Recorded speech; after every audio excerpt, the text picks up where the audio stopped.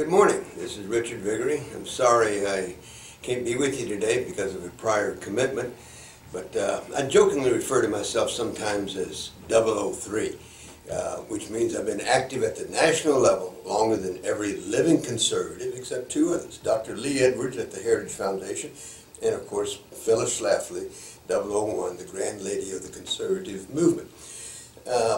Back in the early 60s, I pioneered political direct mail.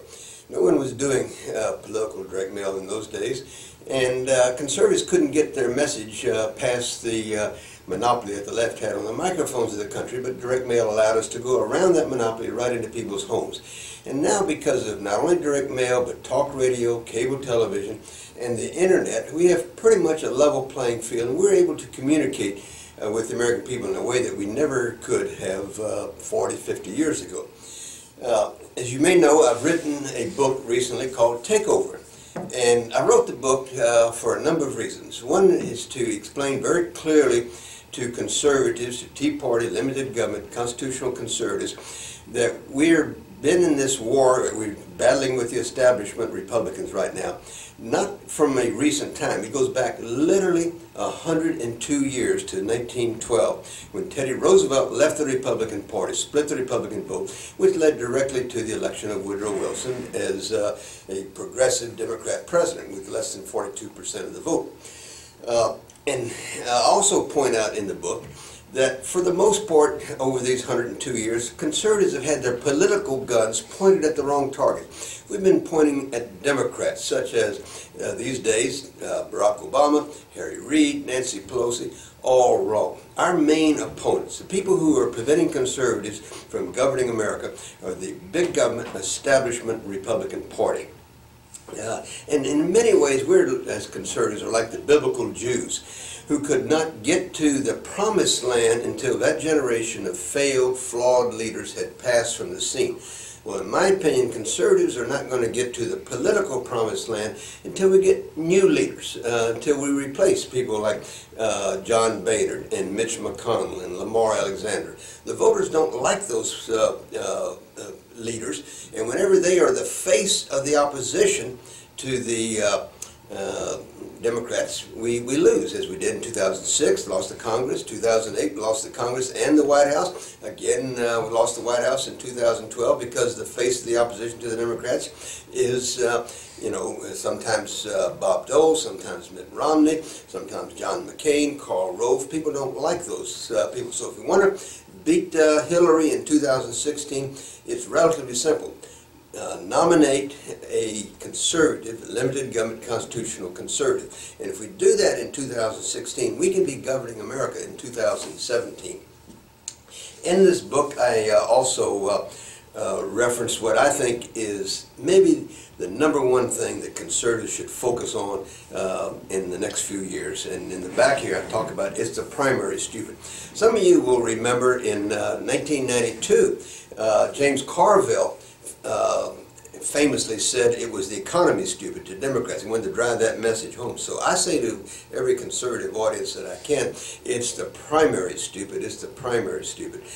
Because as long as we're presenting to the American people big government establishment Republicans, we're not going to be governing America.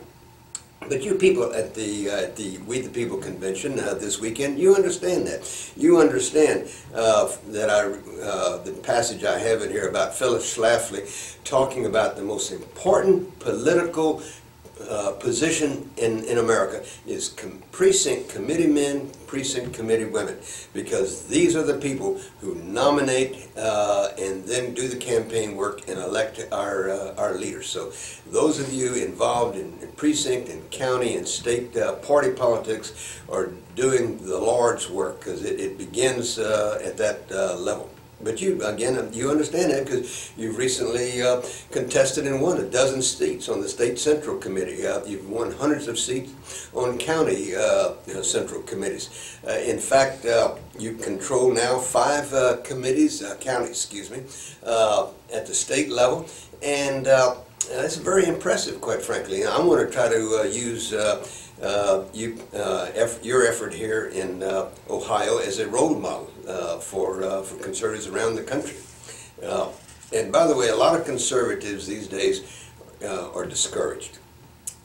We didn't win some of these high-profile Senate and governor races that we had anticipated, but that's okay because it's very difficult to beat incumbents. 95% of Tea Party victories have come in an open race, and incumbents that are winning, the big government Republicans that are winning, are outspending our candidates 10 to 1, 20 to 1. Not a one of them except Thad Cochran, who appealed consciously, deliberately, to Democrat votes in Mississippi. Except for Thad Cochran, every single incumbent ran away from their record.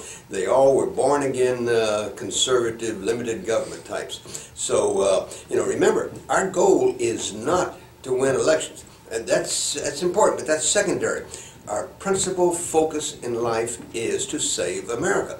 And by moving the Republican Party significantly to the right, we're doing that. The Republican Party is more conservative now than they were 5 years ago, significantly more conservative than they were 20, 25 years ago. So we're prevailing. And I'm thrilled to hear that you're working with Leadership Institute. There's no better organization in America to teach and train conservative activists at the local, state, and national level to be effective. Morton Blackwell and I went to, who is the head of the Leadership Institute, went to lunch in 1972, and at the end of the lunch he said, I spoke magic words to him, which was, Morton, I want you to come join my company and help me build a conservative movement. And he did, and we had a wonderful time helping to launch the conservative movement. The conservative movement now is mature, and we're just poised, I think, very shortly to take over the Republican Party and then be governing America. And remember, leadership doesn't start with your governor, your congressman, senators, head of your organization. It starts with each and every one of you. You've made a difference, and we are winning, and I think we'll be governing America if we keep our focus on the primaries in the next few years. Thank you so much for what you do. God bless you and your work.